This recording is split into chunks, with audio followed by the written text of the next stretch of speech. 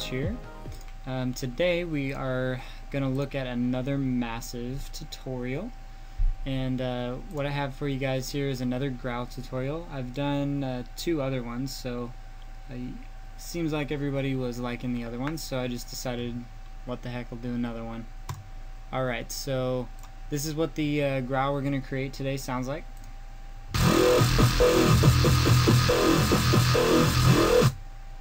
So it's quite the grimy, gritty sort of bass patch. I love those sorts of things.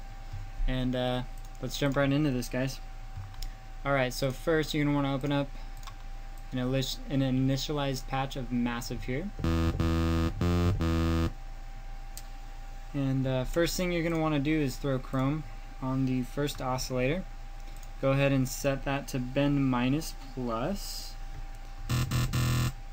Alright, and then we are going to set the weight table position right about towards the 0 there. And the intensity is going to be right about, I want to say right, I think it was right there. Yeah, sounds good. Alright, second oscillator, first thing we're going to do is throw AI on there, pitch it down an octave. Put this on bend plus. Almost the same spot for the weight table position here. You're going to point it pretty much right at the 0 again. And then the intensity, you're going to point it towards, I want to say about like 27%, right about there. Got a nice gritty sound so far. Oscillator 3. We are going to go ahead and throw a deep throat on there. Go ahead and set that to bend minus plus as well. You're going to point this towards probably right about the T. Intensity, you're going to point right about the T as well. Yeah, it's kind of cool. Anyways. Alright. So we have the base of the patch.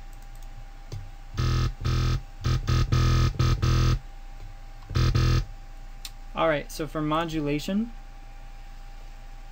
I like to use the phase a lot. It just does wonders on your sounds, as long as you throw it onto the right oscillator, because it can sound weird if you don't. In this case, we're going to put it to oscillator 3 here. And then you're going to turn the phase knob right under the P there. Maybe a little bit more up. Gives it some nice distortion there. No noise for this, no feedback. Parabolic shaper, as I usually put on most of my patches there. And go ahead and put the drive pointing right about to the E. And the dry wet, you're going to want to point to about the R and the D. Okay, let's turn that down a little bit there. Effects 1, go ahead and throw on classic tube. Turn the low shelf, oh, I'm sorry. Let's see here. To the R, dry wet to the R and the E on the drive. Dimension expander as always here. It's getting a little loud. Size all the way down, dry wet to probably about 35% there.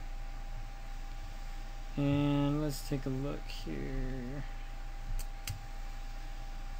Yeah, actually, for the classic tube, oh no, that's good, we're fine. I like to high shelf, throw some high end on most of my patches just because it brings them out a little bit more. It's getting a little loud. And for this one, you can throw on a little bit of boost if you like. Personally, I only threw a little bit on there. You have to be really careful with these, especially with the low shelf as well. Just fine tuning. Alright, that sounds good. So from here, guys, what we are going to do is start messing with the filters, go ahead and send this up to serial there. We're going to put a band reject on filter 1 here. For the cutoff, you're going to want to send it all the way down, bandwidth all the way down. Resonance, you're going to point that right about to the A. This is where it gets fun. Alright, so in LFO 5 here, go ahead and sync that. We're going to send this to 1/4. Turn your X fade curve all the way up. And put a performer on there. Alright, fresh slate here. We're going to go ahead and do one of these guys. And one of these. And then the backwards one. And then 2 more. And then 1 more. Bam. And bam. Alright. There we go. So it's not going to do anything yet until we apply it to some stuff here. Okay, so first things first, let's go ahead and apply it to the filter. Send the LFO 5 to right about under the U for the cutoff, and for the bandwidth, you're going to want to send that right about right under the A and the N. And for the resonance, you're going to send that right around there. That's probably good. So it's really, really gritty and distorty sounding right now, but we're gonna get some cool sounds coming up here in just a sec. Alright, so as for oscillator 1, go ahead and throw this all the way up. Oscillator 2, middle here, go ahead and throw that to about right there. Oscillator 3, all the way up.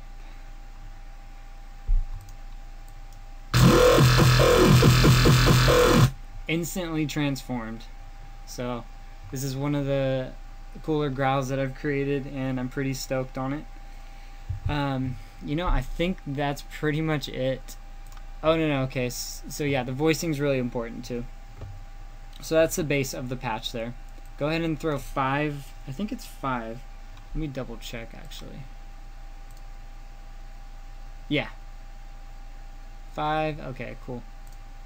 So we're gonna throw 5 unison, put this to monophonic, put your pan position on there, makes this sound very wide. It's getting really loud, sorry.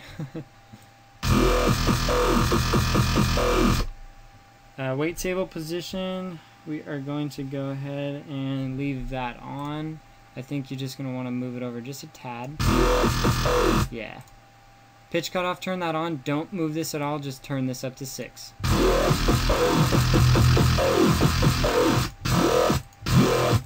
So this gives it more of like a pitchy sort of sound. If you turn the restart via gate on with the pitch cutoff on, it also does some weird stuff. Some crazy sounds there. I personally wanted it off for this patch. And you know what, guys? I think that is, yeah, that's everything there.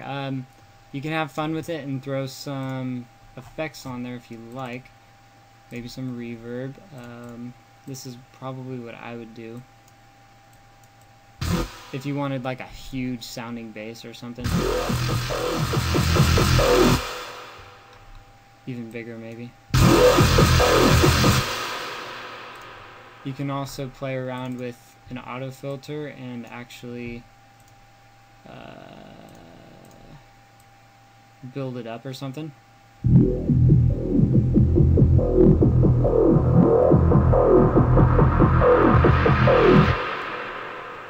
So that's kind of cool if you want like a huge atmospheric sort of sound.